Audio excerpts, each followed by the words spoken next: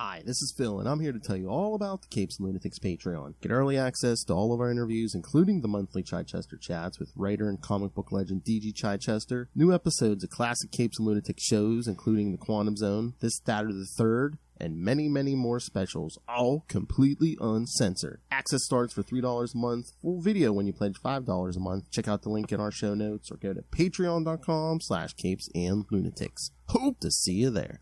I love Ben Reilly. That's right, kids. Getting another Scarlet Spider episode. Didn't get much Spider-Man this month because Will was on vacation, but she'll be back in a few days. Until then, welcome back. I am Phil. Joining me, as always, you may know him as Chuck Dixon's PR man. It is Dangerous Dave Finn. Hello, hello, hello. And pleasure to be here, as always, with you, Phil, and with you, Ray. And Chuck Dixon is going to be on Signal of Doom this week. We've got a ton of questions from the audience for Chuck, and this is just the first of a trilogy of interviews that I'm doing over the next month with various people. But Chuck, yeah, we've got plenty to discuss. And I will say, brief teaser, we're going to go back to that couch in the late 70s with him and Robert Kanigher on the couch and what they discussed. Oh. We're going to get right into that conversation between two greats of DC. So, yeah, there's a lot going on. And you may know him from his many podcasts or from his many bouts in the Marvel Snap Championship. It is Ray. There you go. Not Marvel Snap Championship, Phil. Marvel Champions. It's a game of champions for champions. How much are they paying you, Ray? Are you a paid ambassador for this? I wish they'd pay me. I wish they'd pay me in games. I wish they'd pay me in cards. More cards. More games. Yeah. Wowee. Actually, pay me in sleeves. I just picture you now. You're like a professional on the gaming circuit of this thing. Like, it's just taken over your life, man. You know? I tell you, boys, it's you thought comics was bad. Buying card sleeves and stuff. It's an expensive trade as well, and you have your creme de la creme of card sleeves, which are premium. They don't split. They're easy to shuffle. They got a good feel to the fingertips. But you know me, I go for mid tier. I go for something that just works. Mid tier, I like it. Workmanlike. That's it. It's a really nice package. I don't want to say he's obsessed, but he's talking about how good it feels on his fingers and stuff. And I mean, he's like, forget about the wife and kids. Ray's just full time all the time on this now. Like, you know, it's great. I hustle on the street, Dave. Oh, I can We're see. lucky you're making time for this, man. I can see him sitting there. I mean, you ever see those guys sitting there during the World Series of Poker? You know, they got the sunglasses on, and that's him. He's just sitting there on the street. 100%. He's got the aviators on. That's old. Oh, I have aviators. Don't worry about that. The old hat stuff. Those guys are hacks. I'm the real deal. Real deal. Hey, Ray, don't forget your first loves, you know, podcasting, comics, and Batman. My favorite character. Yeah, that's it. Don't get me started. Spider-Woman. You know. Spider-Woman. I think there's only about 4 people in the world who care about Spider-Woman, and you're one of them. That's shots fired. Spider-Woman is beloved. She's all right. She's okay. She's good. I mean, someone has to do a podcast on her. So the Spider Babies. Yeah. Can you tell me who is Spider-Woman now? Who is the name of the person? What, Jessica Drew? What is that it? Okay, I knew there was a few. I saw one in the shops the other day. Marvel Legends Spider-Woman, who wasn't Jessica Drew, it was someone else. Was it Julia Carpenter? Could be Julia. It might have been. Yeah, it might have been. The black suit. Yeah. I thought of you, Ray. I thought of you. Thank you. Thank you. Excellent. As long as you weren't thinking of me with. Yeah, it's good. It's good that you don't think of me when you see Guns and Blow. So that's. Whoa. Right. To answer your question that you haven't asked yet, yes, I have sacrificed a Conchi. Thank you very much. Thank you. Good. With a topless Marlene at the ceremony. That made me laugh out loud on a bus on the way to King's today. Wow. Dave sends me a message. Topless Marlene. Oh yeah, I saw that. Yeah. Crazy stuff. It's how she should be remembered and thought of. The Hard Master. Not me, Phil. Not me. It's Dave. You know, So, Phil, how she's have good. you been? Dave, Yeah, Phil, how have you been? Have you been going? Good. Just trucking along with the rest of the team, awaiting Lilith Hellfire's return since she's been off the month of September, on vacation. So, The armadillo, queen of the armadillos. She'll be back.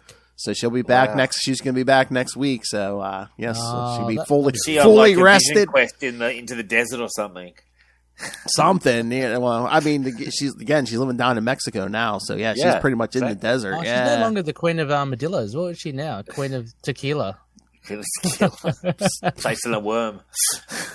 Chasing that worm. I think she was always the queen of the tequila. I think she was always chasing that worm, Dave, as well. So Whoa! Very hard, very tempting. That's funny. So, God bless her. God bless her. Yeah, can't wait to hear her back on the airwaves. She's really, she's cool. I know. That's like last night. I mean, Justin was like, "What's she been up to?" I'm like, "I don't know." So we'll all find out together. Yeah, I mean, taking nothing away with you, it's always fun to listen to yourself and Justin as well. Of Oh course. yeah. But Lilith, Yeah, we recorded 2 Marvel Tales last night. We did the first couple Ghost issues, Rider. the first couple issues of the original 1990s Ghost Rider, and then we did the first 3 issues of Hellstorm, Prince of Lies from the 90s. Yeah, sorry, I missed that. I saw on Facebook, like I saw you guys the video. It's like, oh, cool, you're live streaming. Then I saw it 9 hours ago. It's like, bloody time zones. I've got a question, Phil, and this is for listeners as well. Because I know you guys. Because you speak for the people, Dave. I know. All right, so. I do. I'm a man of the people. People's voice. Yeah, people's that's poet. it. So I know that you guys are always on the video, but obviously some of us listen on audio. Yeah. So do all your shows go onto the Capes and Lunatics podcast audio feed? Yeah. Because we'll record it live and then I'll put it up on YouTube first. But then eventually they all go into the podcast. So, I'm going to make some fucking changes in my life and get more on top of this stuff because cue it up, Dave. Cue it up, Dave. Cue it up. Hey, what you mean? I bounce in, I bounce out. Oh, you mean listening, or I thought or for your own show? What are you talking about? No, my own show's going fantastic. I know. Fantastic. Yeah. I think Dave's talking about listening. Oh, yeah. Yeah, no, I want to check in more because I like to feel the pulse. You know what I mean? And exactly. And that's what I like to do. And Ray knows this. And I like to chime in every now and then. But, I'm a busy man with a lot of contacts. But, you're a pop culture expert. I mean, you have to keep your finger on the pulse. I'm a pop culture phenomenon. Some of the stuff we've got into recently on the show. I'll mention this. So, hear this. So, Kurt Swan, the Superman artist. Yes. So, I got into a deep dive with Richard last night. And I said, we need to get some answers on this issue. And I said, has he got any relatives that are alive? And he was married in 1944. And I did the calculations. If his wife was 18 in 1944, she's roughly 96 now. Wow. Is she of mental... A, is she alive? We don't know. B, if alive, would she have the mental capacity and knowledge to go back to an issue that he did in the late 70s with my very specific questions?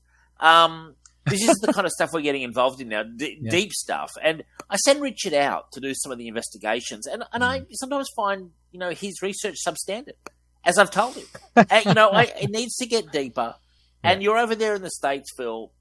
We need to, the family members, the lineage must know something.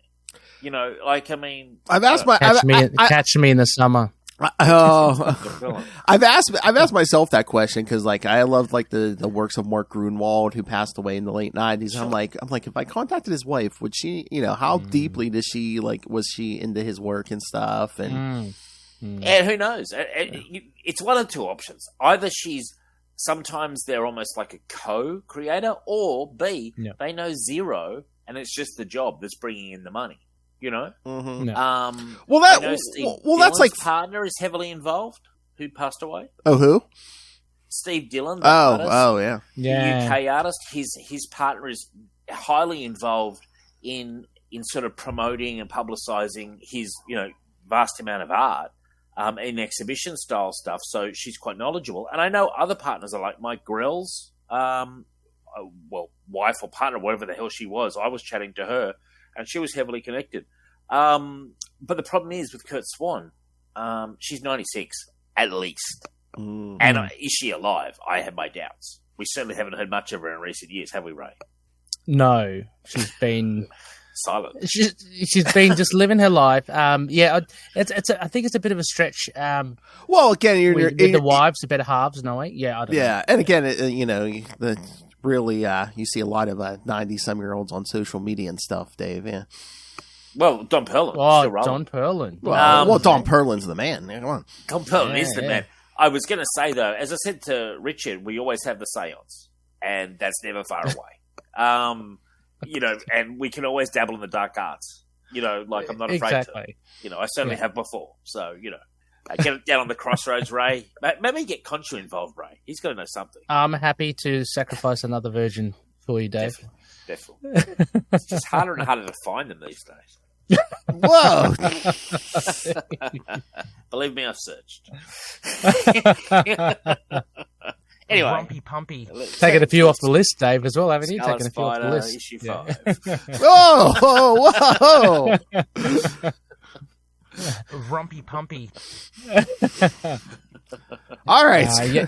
Scarlet Spider number 5. Yes. Issue 5. Everyone seemed to thoroughly enjoy I have this. something to mention. Am I correct in saying the writer of this is Christopher Yost? Yes. Yeah. 100%. So did you know, we did this on the Signal, last week, I believe he has a new comic out from Vault Comics, and they put out free issues to retailers of the first issue of the comic, which the retailers can sell for cover price or below.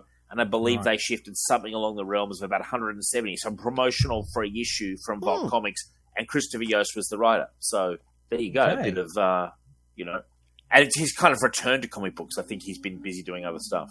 Did a bit of Lois Laning there, Dave. Well, she's my idol, as we all know. Lois Lane and Nancy Drew. Just looking to solve that murder. How about Angela Lansbury? Whoa, sure. That'll be my later years, Ray. That'll be my later years. My retirement plan. Jessica Fletcher, I think that was her name. Jessica Fletcher in Cabot Cove. Yes. We all remember her. Oh, jeez, yeah. Seen many episodes, Ray. Yeah. Oh yeah, she always got a man.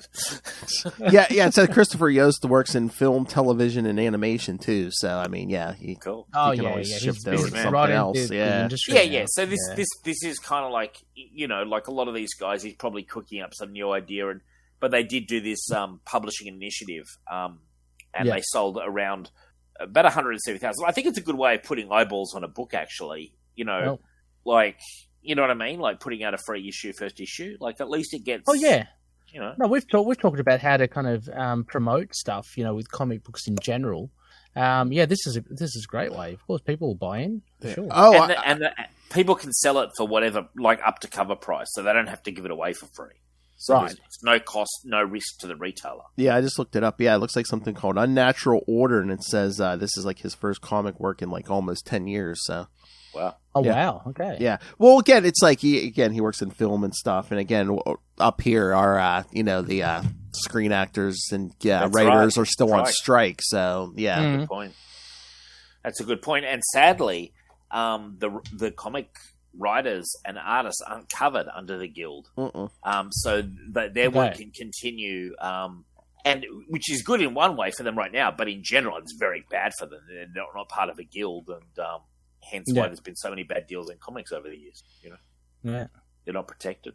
So anyway, I wonder how long the strike will go. It's really gone on for a while now. It's been since like what was it, May or June? It's been going on, so it's been going on a few months. Well, they're saying I think I asked this question to someone. They said it probably a couple of months or something. I don't know. There's a couple more months. Yeah. Rich and I were taking bets on Signal. Obviously. Trying to profit off it. Obviously, it apparently contributed to Hugh Jackman's marriage collapsing. Oh, really? It was one of the reasons. Apparently, COVID, massive lack of interest from each partner, I guess, was also another reason. And then the writer's strike apparently was the final straw and broke the camel's back, which is odd, but there you go. Yeah. Just and we were speculating on his net worth, which I clearly put over 200 million. And Rich always forgets about the real estate. And I always say that to him. Think about the real estate, Rich. And start adding that up. And you're going to come to a pretty hefty number. And I actually said this, and I'd be interested to get your thoughts, guys. I said, okay, it's very tragic. The marriage fell apart, but marriages fall apart. Life goes on. Everyone's going to move on with their lives. Now, I said this. Okay, let's assume, for the sake of argument, let's assume it's a 50-50 split. Okay, which means he has to give a substantial amount of either cash or assets to her to, wash it away. That means he's going to need some really serious cash flow in the next few years. Not just, big paydays, which makes me think Wolverine in Secret Wars beyond Deadpool 3. Oh. See, so I'm thinking the marriage split might not be a bad thing for Wolverine fans. I'm just putting it out there.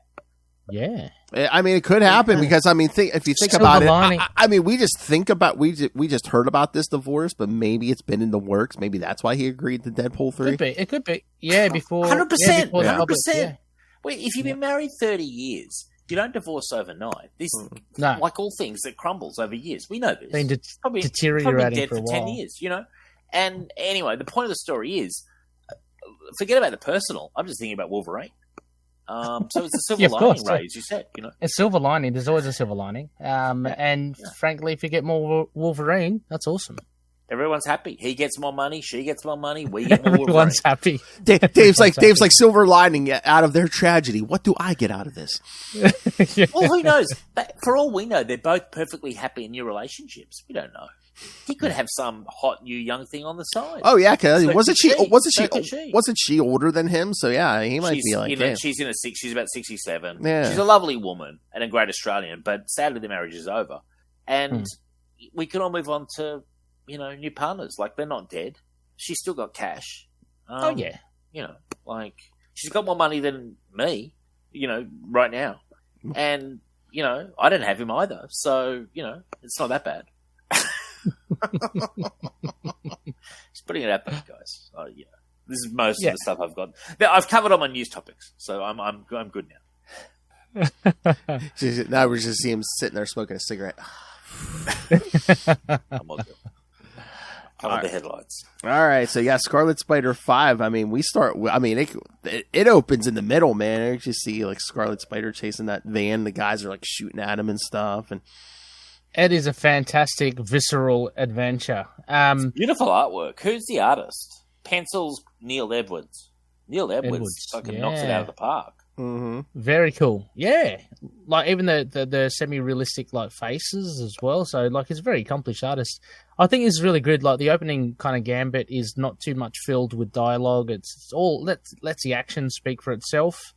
But I just love how Scarlet Spider is framed in this, He's so different from Spider-Man, so different from Ben Reilly. Yeah, he's really a guy that he's a hard charger. He's a hard charger. Yeah, no, I was ready. Something funny, guys. In the page where he's got the guy with the goatee and the bald head and he's going, "Where's the bomb?" Yeah. Okay. Then flick to the next page and look at this guy. He's bald with a beard. Then the next page is a police officer who's bald with a beard. And I was like, is this the same guy? Is this the same guy? There was a bit of confusion for me for a second. And then the next shot of the dead police guy is the other bald guy again. It's I know. Yeah. It's almost like the same expression on his face. Noel the O-ring. But it's great stuff, just what a hard charger he is. And I really think this is the best artwork that we've had on this book.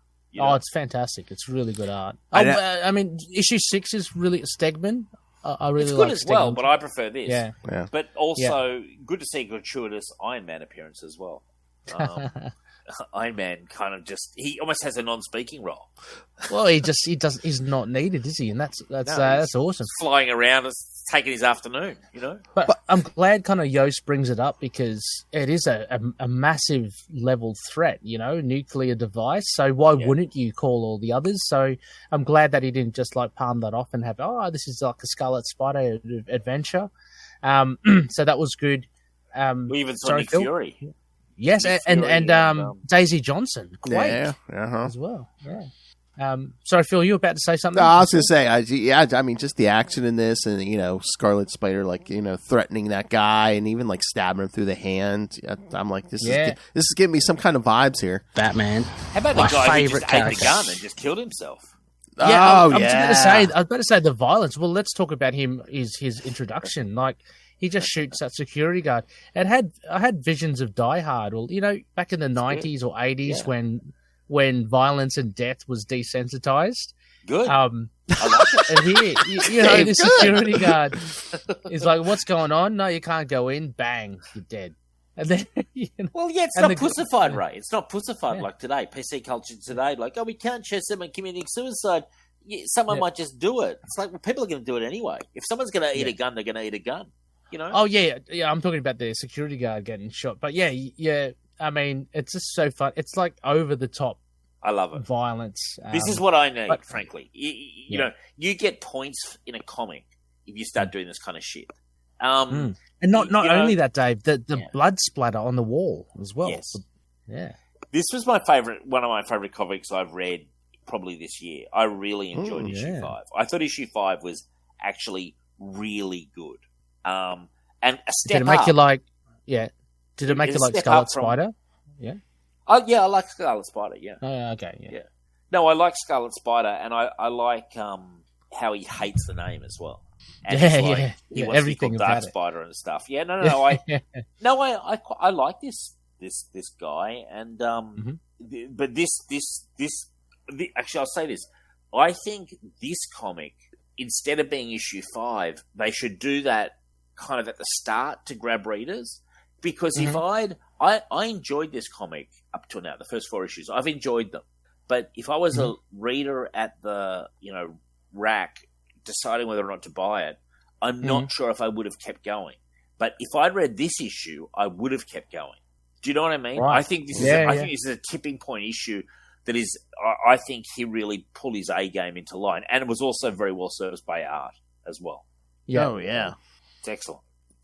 And again, it's like a one and done issue, which at this point you weren't getting a lot of. Yeah.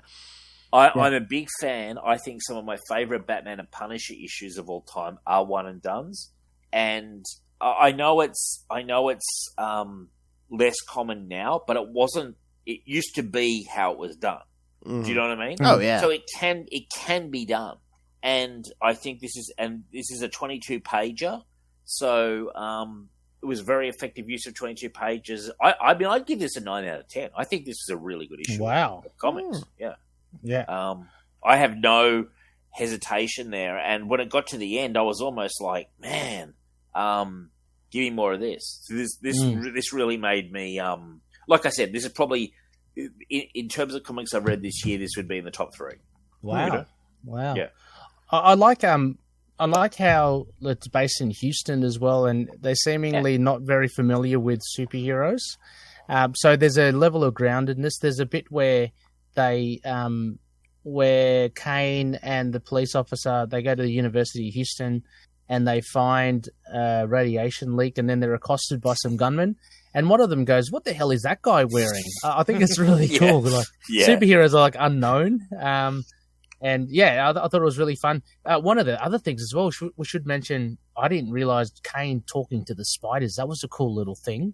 Like, to actually find the bomb. I thought that was awesome. I've got a question. Can normal Spider-Man do that as well? No, at this point, Kaine's got the powers of the other. It's all the mystical spider crap. That's why he has like those stingers popping out of his arm. I thought I remembered like in Stradinsky's run or something at one point, Spider-Man. Yeah, Peter had that, and then by one more day they took that off of Peter, and then eventually they give it to Kaine. Okay. Yeah, right, gotcha. It's a cool power, and I also love the way he's ripped the stuff out of the bomb. He's just like, "Fuck it, like we're gonna die." Yeah, that was really, and they just laugh. That's so great because they just laugh. Yeah, because the bomb, it was down to like 2 minutes or something. He's like, "Well, we're gonna die anyway, so why not just try it? Like, just try. Like, yeah. It was really good. Excellent issue, frankly. Yeah, no, I'd agree as well. Basically everything that Dave said. The shocking thing was that the gun in the mouth was a shocker. But they didn't hold back on anything. Just looking at Iron Man fly in and fly out was pretty funny. I really loved it. I think it's really kind of smart, compact issue. Yeah, there should be more comics like this on the shelves. Yes. As far as I'm concerned, they're great advertisements for these characters that are definitely fringe, Although he does have the advantage of being part of the Spider family, so it gives him a bit of an advantage. But excellent. And I've got to say, I really am liking this character and like the character that he's playing. You know what I mean? Like, and I'm glad now that it's what's his name, Kaine. Kaine, yeah. Because originally I thought this was just going to be no more Ben Reilly, and I was like, that's cool, but this surprised me actually because I didn't even know about the existence of this comic. And I will say, Christopher Yost, I have enjoyed over the years, mostly on Spider-Man sort of stuff here and there. I've read stuff from him before. Yep. And in general, I've liked his work when I've read it, you know? So, yeah, pretty cool. I did, and I think Yost does some good dialogue too, because like when that cop's getting on him the whole time about being too violent and stuff, but then when they get shot at by all those gunmen, and Kaine just like leaps in and tells them, "Careful, you might hurt them," as the cop's firing back. He's like, "Okay, already." He's like it's funny, like it's got a sense of humor, which I like, you know. Yeah. It's like a darker sense of humor, which you should have for Kaine. Yeah, definitely. Yeah, he's And I was also interested at the end when they mentioned that the Grim Hunt people were coming back, like the Kravinoffs, whatever they were. Oh, yeah. I was like, that's cool, because I didn't see that coming. I was like, oh, sweet, Well, yeah, it just totally starts a kind of a new arc, which is very interesting. Like, as we mentioned at the beginning, doesn't live up to this because this issue 5 because it was just so fun, but Yeah, but it had its own merits as well. Issue 6. Oh, definitely. I know. I like the next issue as well.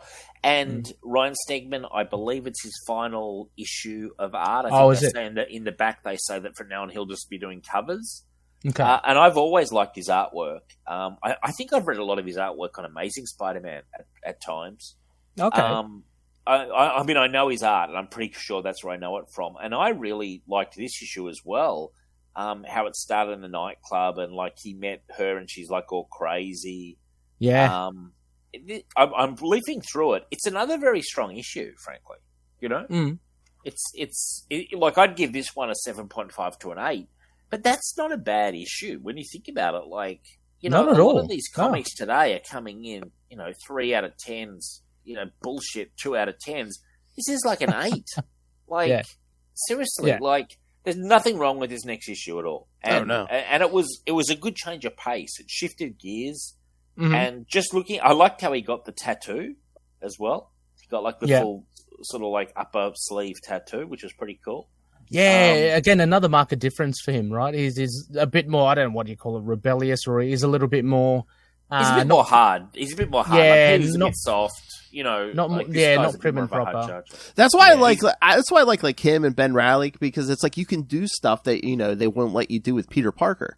Exactly. Peter would never get an upper sleeve tattoo, or if he did, readers would fucking have a fit.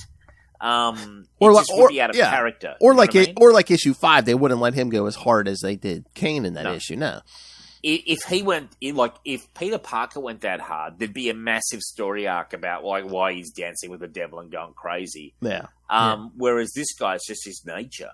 I'm liking this guy. Is he still alive in regular Spider-Man now? I mean, he hasn't been making a lot of appearances, but I think Kaine is still alive. Yeah.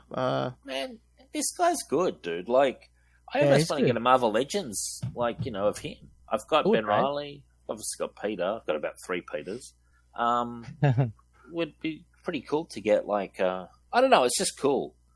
And I'm familiar with what's her name? Anna something or other. Anna Selly or something. Oh no, Annabelle. I know her from the Grim Hunt storyline, and for whatever reason, she's crazy now. She's nuts. Oh, Ana Kravinoff. Yeah. She's gone nuts. She's lost control. Which he points to as well. She's gone a little psycho, which is kind of cool, Yeah. I mean, I don't know if you'd take her home, basically, but it's a bit nuts. But yeah, just like that scene where she attacks him in the club, and just him walking through those flames. He's like, you poisoned me, and you're still no match for me. Yeah. So she was hunting him because at first I thought it was just a random club encounter. I was like, why does she have a knife? But she was actually hunting him. Is that right? Oh yeah. She's I thought they just bumped into each other at first. No. She had eyes on him from the beginning. Okay. So probably been tracked. Actually, yeah, you can see her in the alleyway, right? when about 3 pages in. So okay, well, you're a better reader than me. Yeah, okay, cool. Because I was like, wow, they just been in a club and straight at it. But she's tracking him, and he wasn't taking any shit. And exactly. It was pretty full on. But again, like the art is, I mean, having seen a lot of this guy's artwork, I think he always delivers. This Ryan Stegman to me, he's what I call a very solid artist. You know? Oh yeah, definitely. Yeah, he's very good. Great cover too. The cover with her over the body. Is a grave, and it's just got Kaine Parker. That's actually a really cool cover. Yeah, I like the opening as well, because the whole idea about him gaining more exposure in Houston, he seems to be doing good for everyone, and you get everyone's different kind of perspectives on him. Like, he beat the hell out of this guy with a baseball bat like a criminal, which is, again, just showing how different he is from Peter. He swears. There's that old lady in the middle. That was hilarious. Yeah, is that for like the first or second issue? Yeah, remember when he said that old lady from the car, and he starts screaming out, "What the F are you? What are you?" Yeah, but and she didn't like it. Nah, not at all. And then we get more on what's it, Anacelli, or what's it, Araceli? Araceli, yeah. Yeah, she's an interesting one because it's kind of evolving quite quickly. Like, she began not knowing English, and she can read his thoughts and moves or moods and all that. So she's kind of, I'm quite interested to see what happens with her. There's a good subplot with her. I agree. They're just kind of like they're seeding it in this issue. Yeah, it's just so funny because she's like, I see the darkness coming for us all. Oh, do you want that pie? Yeah, exactly. And actually, there was a good bit at the end with Madam Web, wasn't it? Was it? Yes. There was. Yeah, the little epilogues, and you had the teaser with Madam Web, and I thought that was pretty cool. And that's obviously the much younger Madam Web, who I imagine is going to be portrayed in this movie, Phil, by our favourite. Oh, maybe. Sydney Sweeney. Sydney Sweeney, yes. Can't wait for that. Can't wait for that. That's going to be one Madam Web that I'm looking forward to. She's hot as hell. I'm all wrecked now because anytime anymore I see like a hot picture of Jennifer Love Hewitt or Sydney Sweeney, all I can think of is Dave. I'm like, oh my God. Well, I mean, I'm looking at pictures of her right now that I'm glad you guys can't see what I'm looking at, but, you know, all I can say is, I hope she brings some of that to Madam Web. Really make Madam Web a lot more interesting than she's ever been. You know. What movie is it? Spider Woman? Ray, you must be all over this. Is it Spider Woman? Madam it's Web. A Madam Web movie. No, yeah. Oh, okay. It's just Madam Web, right? Yeah. I still can't understand why we're getting a solo Madam Web movie, but anyway. I think I think it's basically Sony making movies with Spider-Man characters that, you know, who Marvel's at this point. It's just like, you can have that one. Yeah.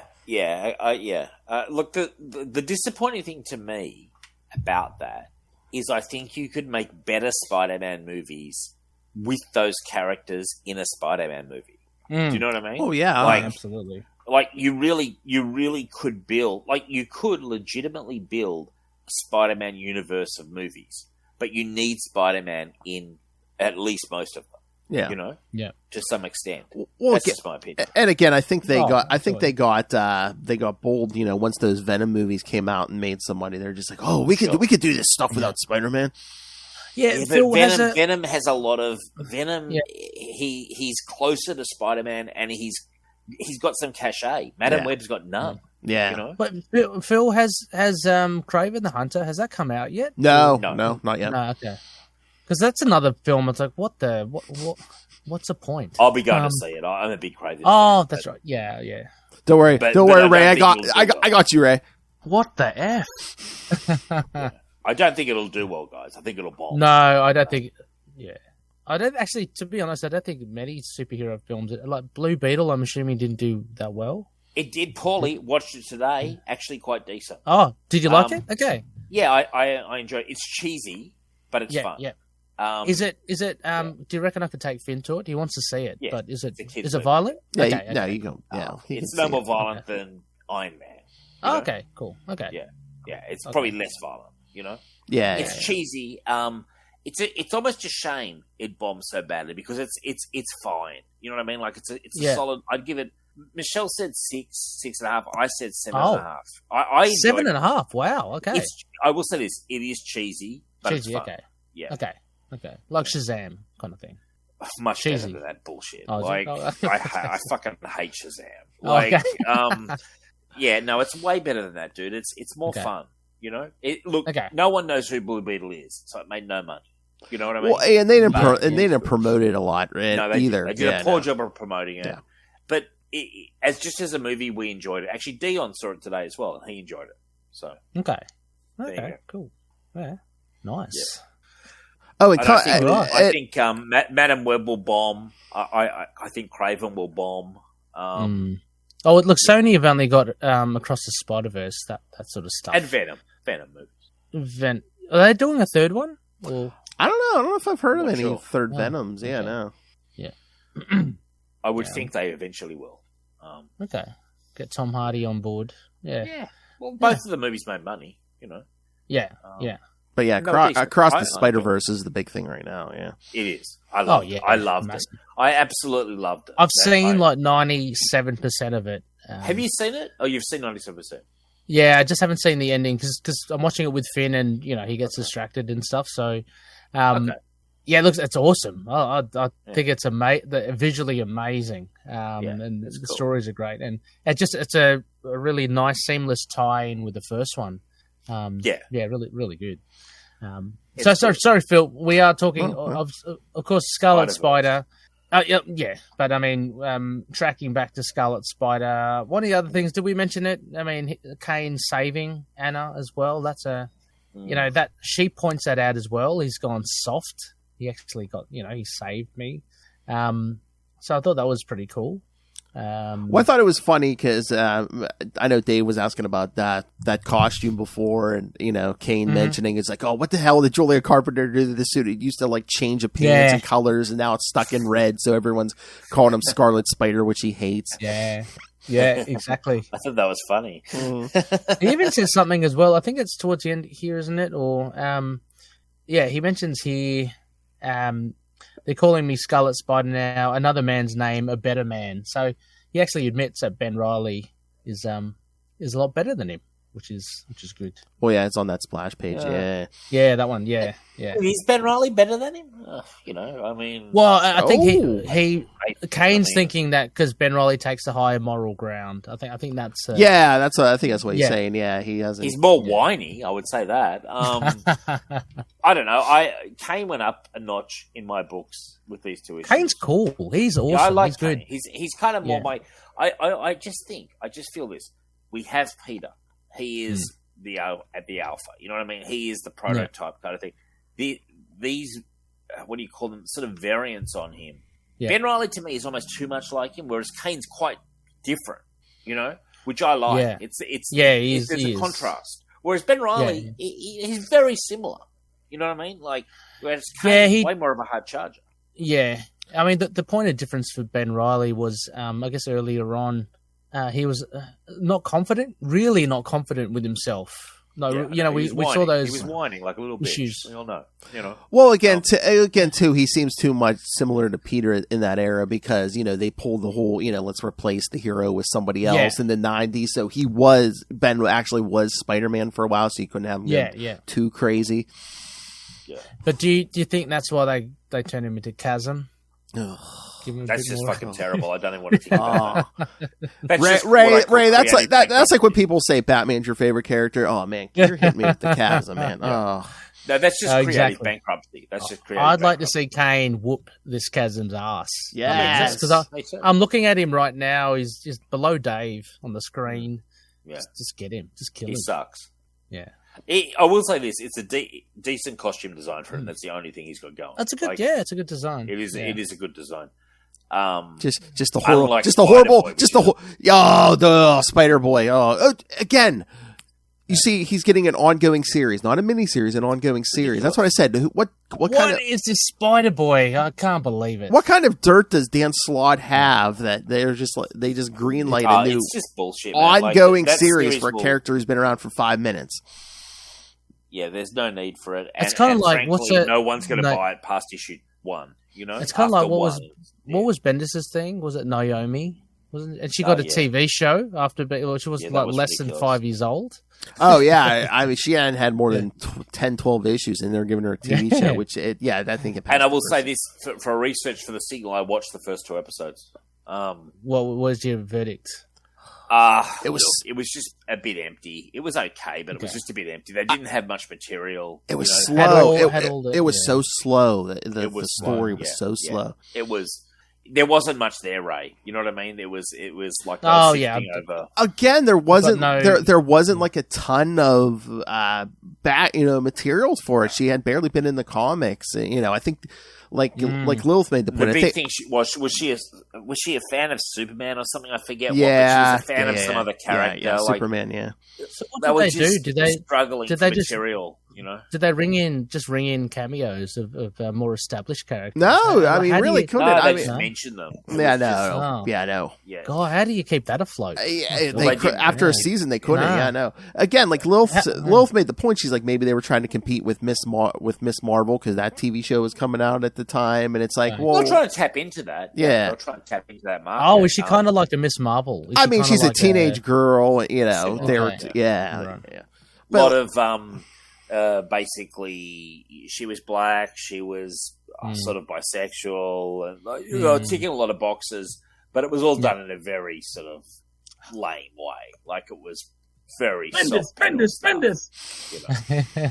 That doesn't do much good for the publisher, for DC. You know, it's not a good look. Yeah. No. I will say this: the people in the show, you felt if they'd had better material, probably would have done okay. So decent actors. It just didn't have any real sort of material. Like it was just sort of like a very bare bones concept. Because that's what we even said. We're like, if they wanted to do a female character of color, there were so many more established characters at DC who had been around for much longer. 100%, yeah. No doubt. And I would be 1,000% supportive of that. They picked the wrong thing. And of course, as usual, it was just go with whatever Bendis' latest bullshit is. And that was what it happened to be at the time, He was churning out plenty of crap at the time. Yeah. It wasn't just Naomi. Legion of Superheroes was fucking terrible with him at the wheel. And he was just pumping out lots of crap at the time, Yeah. I was going to say, where's he at now? He's not at DC anymore. I mean, they trumpeted his he's coming to Superman and all this, and then Bendis is coming was a big ad. All his stuff has gone to Dark Horse. All his creator-owned stuff has gone to Dark Horse, and they've set up a whole imprint for him. And I believe he's got regained ownership of like Powers, for example. It's all gone to Dark Horse, so they basically took him in as soon as his DC contract elapsed. That's where he went. Because I was going to say, did you see they're starting up Ultimate Spider-Man again here in a few months, and he's nowhere to be found. So Jonathan Hickman is going to be doing it. I read. Yeah, because they're restarting the Ultimate Universe. Yeah, and that's. Do you guys have any interest in that? Like, I loved the original Ultimate Universe. Will you? I initially didn't, but you've just got me there with Ultimate Spider-Man, thinking, maybe I should dip into it. Jonathan Hickman, that's a bit different. Like, because the Ultimate Avengers or something has already come, hasn't it, Phil? There was a title just now. Ultimate Invasion. Yeah, they're doing Ultimate Invasion now, where basically, wasn't it the? Is that any good? I mean, it's still going on, but it's like the maker, the Ultimate Reed Richards is basically trying to monkey with their history and stuff. Yeah, is it good? Like you reading it? It's kind of interesting if you're into it, like that kind of stuff. Like we did a couple of issues. It's not terrible. It looks like maybe they're trying to like change something with Tony Stark and stuff, Dave. Right? Yeah. Okay, because I missed the boat with. I missed the boat with the whole Ultimates before, so I might be worth. Put it this way, I will go on record. I think the original Ultimate Spider-Man, probably the first 50 issues, fantastic. Yeah. And the original Ultimates, the first 2 series, that awesome. They never reached those heights after. Okay. Oh yeah, the Ultimates, the further they went, it just started. Yeah. Oh, okay. But like the first 12 issues, fantastic. Really good. I've enjoyed the Ultimate Spider-Man one. That's really cool. It was good. And I think it'll be very, very, honestly, very hard to replicate that success. Okay. Well, like anything, like any of their retreads. Yeah, retreads. Yeah. Okay. Yeah. Look, I will say this: Jonathan Hickman, in general, an interesting writer. In general, and what I've read of Ultimate Invasion, for someone who, like, I read a lot of Ultimates. I'm embarrassed to say, I read all the Ultimate X-Men, for example. I read them. Okay. Wow. Like, so I had read most of it, and so I have sort of an interest, and for someone with kind of an interest, it was interesting. But if I hadn't read any of it, it wasn't like, I doubt I would be going. I'd be going, who? You know? Yeah, okay. Also, am I the only one who confuses Xavier with the fucking Maker now? Because of like they look the same, the helmets. Yeah, where's the thing all the time? Like, I constantly kept thinking, like, is Maker an X-Men now? And it's like, no, it's Xavier, like, because he never takes that fucking helmet off. That's ending though, isn't it? The end of X. I mean, I hope they blow up the fucking island. They've kind of done the Fall X, but I don't know how long that's going to take. But a lot of the mutants are missing. How long that's going to take? Phil doesn't sound too inspired. I just hope they put a nuke and blow up the whole fucking island.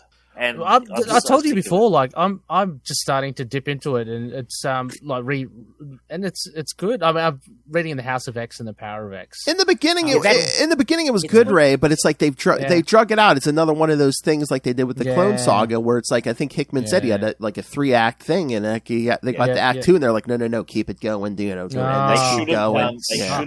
Ray, the beginning is good, okay, but the problem was, they decided they wanted to get every fucking sub-team and spin off everything. Yeah.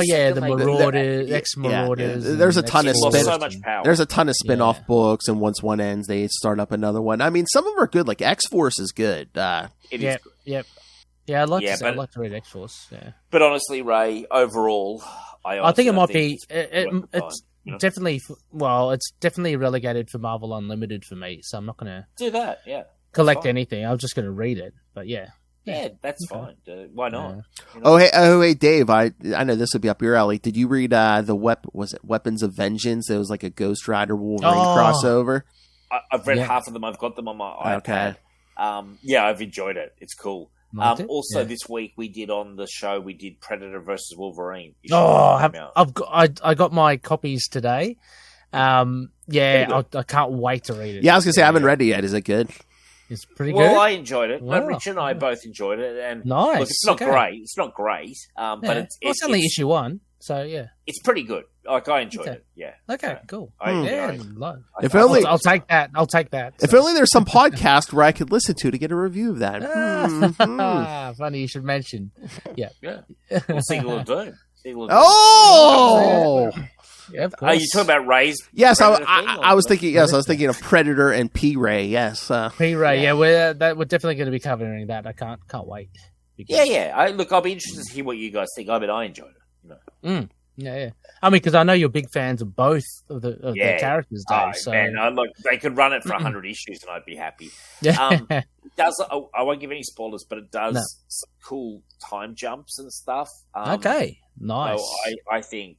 Look, as far as I was, the art looks good. Even as Rich gave it a grudging pass mark, whereas I enjoyed it more. But Rich, he hates everything. So so that's a win. To even give it a grudging, it's not too bad. That means it's actually not too bad. Pretty good. Wait a minute. Why is he so hesitant? Why is he so hesitant to give praise? Where I don't understand. Rich, yeah. Just a grumpy South African. Yeah. Wait.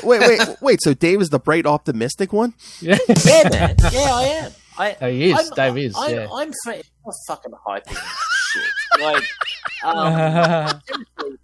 I'll slam stuff, but I'll slam stuff, and I don't mind calling out creators and stuff. Like, fuck them, they're not gods. But at the same time, I praise a lot of stuff.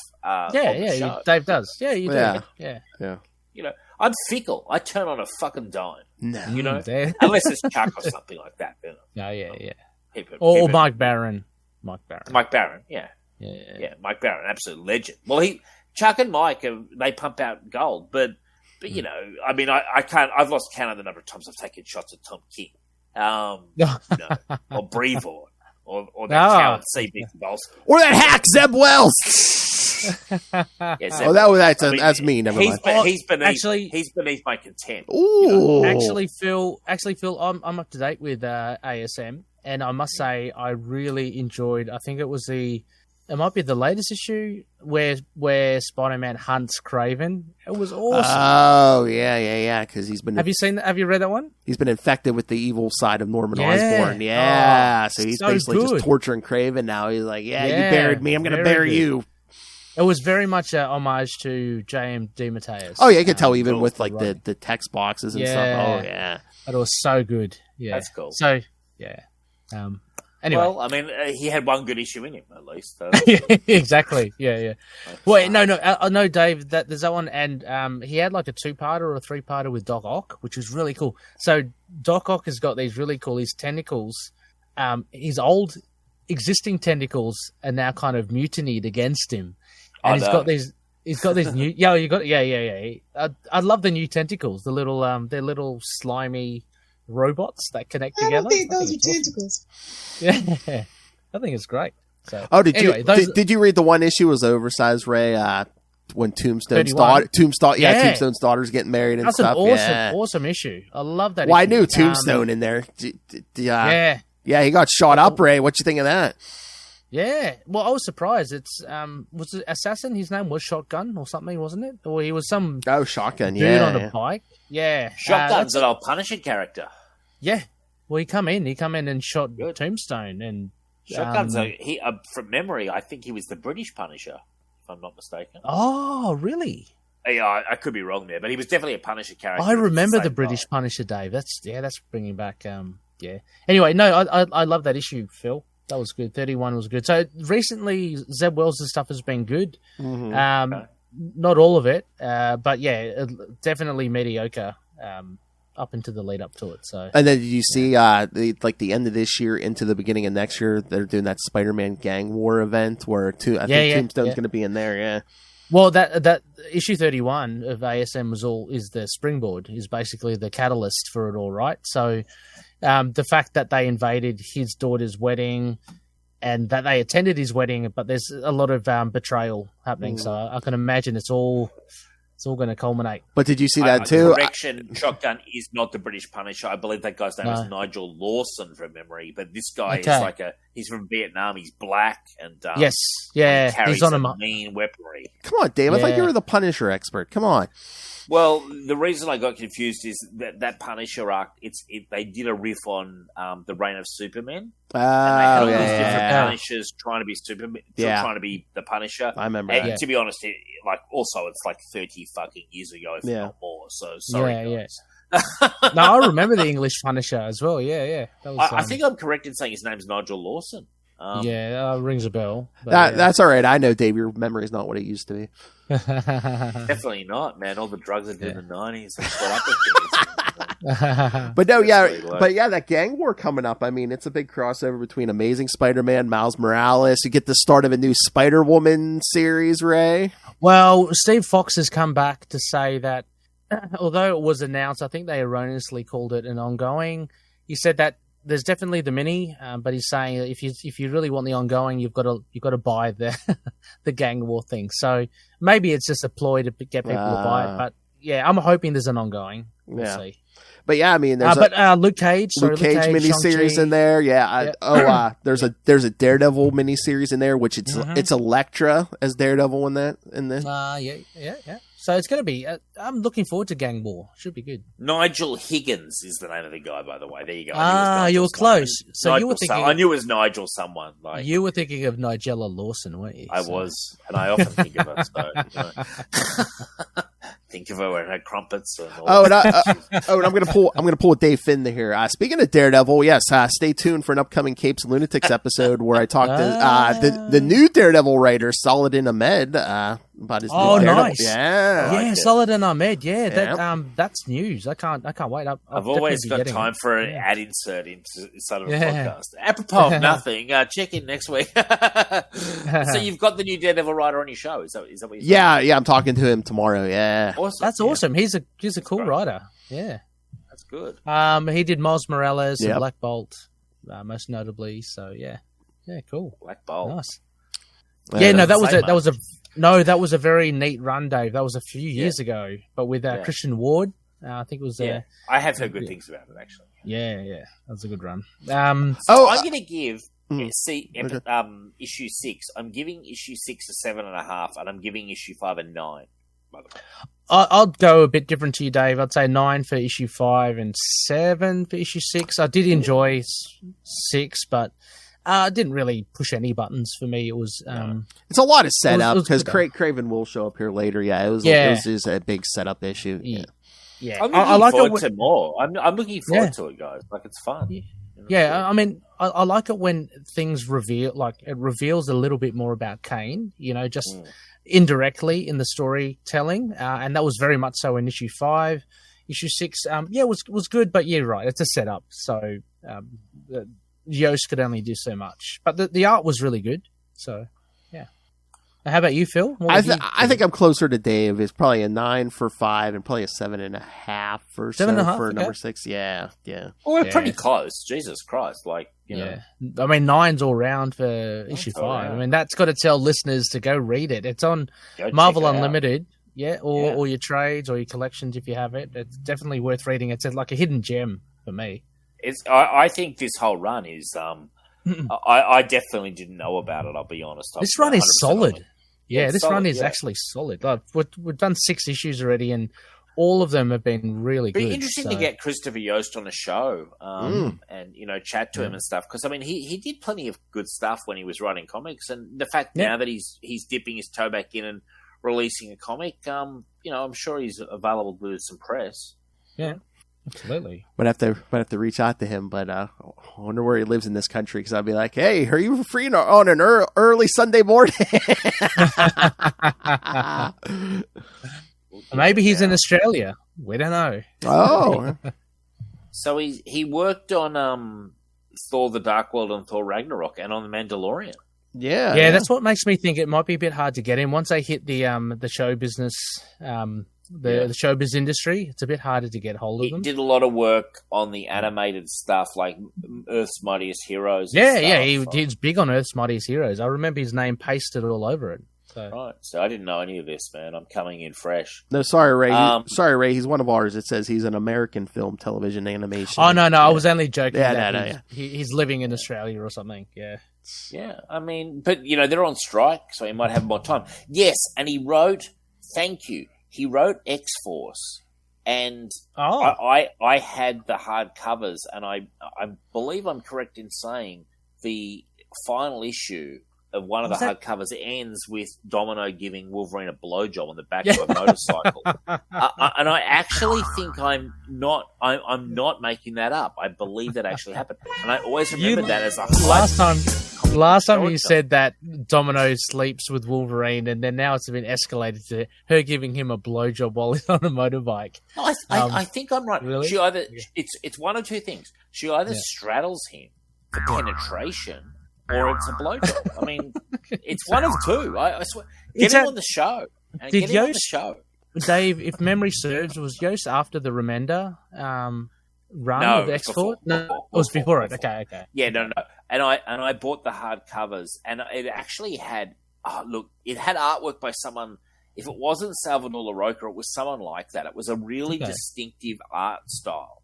That it was a very distinctive art style. I had the hard covers, and they were pretty good. It was a pretty good story. Man, I love X-Force. I've got to read more X-Force. Honestly, do yourself a favor and find that. I'm sure it's on Marvel Unlimited. No. And also be interesting to see if my memory of this so-called straddling or blowjob's actually real or just my imagining, because it could be potentially my fever dream that I've got going on here. And then all of a sudden, Jennifer Love Hewitt. All of a sudden, Jennifer Love Hewitt appears. Is that right, Dave? Sure. Marlene's there as well. Sydney. I mean, you can still catch her on. You can still catch her on 911. She's still on screens, and she's still looking good. Still looking real good. Just incidentally, Phil, I just got to let you know I'm back on DC Infinite. Nice. Okay. Good. Yeah.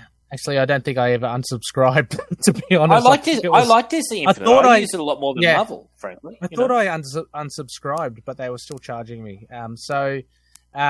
You're making full use of it.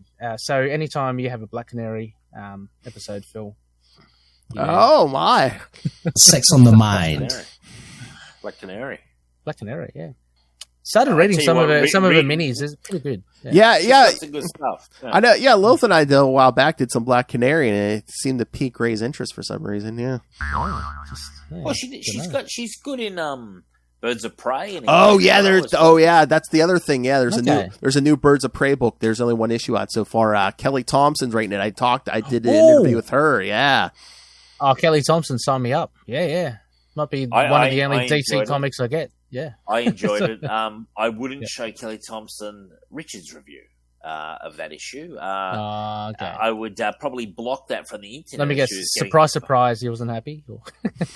He had some problems. I don't remember what it was, but I know he was a very angry South African. I personally really enjoyed it. So I don't know what he was complaining about, but he's an old man now. You know what I mean? Like, he's an old man shouting at clouds. Let's face it. Well, again, some people weren't happy. It wasn't like a classic lineup. I mean, Black Canary's there, but it's like Harley Quinn, Big Barda. Yeah, actually, but you love Harley Quinn. He was. I love Harley. That's why he was complaining. Now it's coming back to me now. Yeah, he was moaning about that, and I was like, dude, I've read Birds of Prey that has all sorts of people in it. Like over the years, like calm down.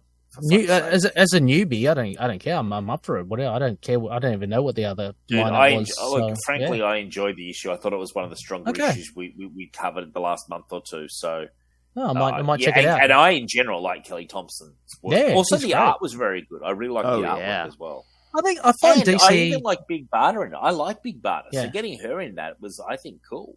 I find like my limited exposure to DC. Generally, they have really good artists on. They've got basically a really good artist pool. They do a lot better than Marvel do overall. Like, some of the Marvel fucking art makes me want to take that gun the guy had in issue 5 and put it in my own mouth and hand it, because, like, it's just that you bad. have 20 minutes. Bang. Just ate it. Yeah, guys, I don't know what else is to say. No, enjoy it. 9 and 7s and all round, so pretty cool. Yeah. All right, so let's get out of here. All right, so before a highly focused episode, Phil. On yes. Hey, no, that's. All right, so for the next couple weeks, Lilith will be back, and we're going to cover the Lobo Brothers from the 90s. We're going to get Mutant Werewolves for October. You also get the Chameleon and Hammerhead going the war with the Kingpin in there.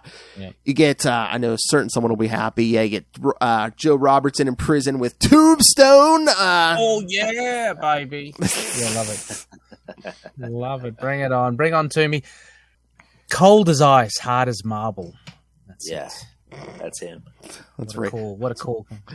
Ray loves that. Okay, but yes, and then at the end of the month, we're gonna push back the next Scarlet Spider for a month. So in October we'll get 2 episodes at the beginning and one at the end of Scarlet Spider, because guys, I'm gonna speak in whispers now, just like Tombstone. Jesus. ASMR Ray. All right. That's right, because the end of October, our 250th episode, Lilith and I are going to do an episode all about Norman Osborn. So cool. That's cool. Ozzy, one of the greats. Oh yeah. Yeah. I love it how he's good. Greats. I love it how he's good now, and everyone just wants to make him bad. Is he good? So everyone. Yeah. But everyone, like the Sin Eater, took away all his badness. But Doc Ock, and then who was the other one more recently tried to make him bad? Craven. Yeah. They're all just trying to make him bad again. Let him be bad. He wants to be bad, really. Come on. Well, speaking of Ock, did you see they're starting up Superior Spider-Man again? Yeah, that'd be good. That's interesting. Yeah. That's actually interesting. Yeah. I would. I like Superior Spider-Man. Yeah, because I think in what is it, like 2 weeks or something, there's a one-shot coming out, and then they're doing like a new ongoing again. So, yeah. Is it set back when he was... No, I think it's in the present. They're not saying how he's coming back, but I think it's going to be set in the present. So nice. I would actually check out. That would actually be a Marvel title I would happily check out. Yeah, I love Superior Spider-Man. Yes, cool. So that is coming here soon. So all right, so send us your thoughts again. Lilith will be back, so be prepared, kids. From the desert with a bottle of tequila in hand, maybe a worm in a hand. Jesus. Tequila in one bottle of tequila in one hand, and that severed head in the other. All right, so yes, send us your thoughts, CapesandLunatics@gmail.com, or call the voicemail 614-382-2737. That's 614-38-CAPES. And again, you can find all the episodes, social media, merchandise, and a link to our Patreon, where yes, join the Patreon elite, like certain someone down there. When he's not busy on Marvel Snap. All right, so find us all. Find it all at tubespace.io/CapesandLunatics Podcast Network. That's tubespace.io/CapesandLunatics Podcast Network. All right, Marvel Champion. Where can people find you in all your shows? Thank you, Phil. I didn't expect you to ask this at all. Please just follow the handle at RayRayPod, REY Pod, and you can catch me there. Ask me any questions on comics, Moon Knight, Spider-Woman, Predator, of course, Scarlet Spider, and of course, Marvel Champions or Marvel Legendary. Also, as well, if you have any inkling towards following the West Tigers, please contact me straight away, as we need all the help we can get. Thank you. And I beg you, please send him questions for Batman, my favorite character. All right, Dave, Signal of Doom. He's hot. He's fresh. Yep. All right, where can we... Greatest show on the internet. Obviously, check us out. We're beaming weekly from the Swamp. Me and Rich. You can find me on Facebook. You can find me on Twitter on Signal of Doom. We're on all the podcast apps. There's no excuse anymore, guys. Check it out. I mean, I'm on my best behavior here on this show. On my own show, I'm not. It gets nuts over there, kids. I won't even tell you. I'll tease this. I had a near-death experience last week, and it made me think, from now on, I'm not going to filter anymore. I survived near-death experience. And I said to myself, from now on, if it's in the head, I'm just going to say it. That's it from now on. So, from now on? So that's all I'll say. So check out Signal. I know. Listeners, check out Signal. It should be up there with Beethoven's Fifth, through the space airwaves or whatever that they're broadcasting to aliens. Signal of Doom, Beethoven's Fifth. That's it, man. They listen to Signal of Doom. They're going to be like, take us to your leader, Jennifer Love Hewitt. Please, take me. Hey, we must kill this Bravord and Sabelski. Who are these people? Yeah, that's right. Yeah. Exactly. Where is your greatest warrior, Frank Castle? Wouldn't it be hilarious if Brevoort stumbled across an episode where I was just ranting? It's just like, who the fuck is this guy? And I'd be like, yeah, that's right, Brevoort. I've got your fucking number. Fucking hat. Oh, man. All right, kids. Thank you for joining us. I don't know what this was, but thank you for joining us. Again, Lilith will be back within days. Hope you're very rested, Lilith. We're gonna hit the ground running, Logo Brothers. But until then, swing on back. Ray can't whip it. He's too busy playing Marvel Snap.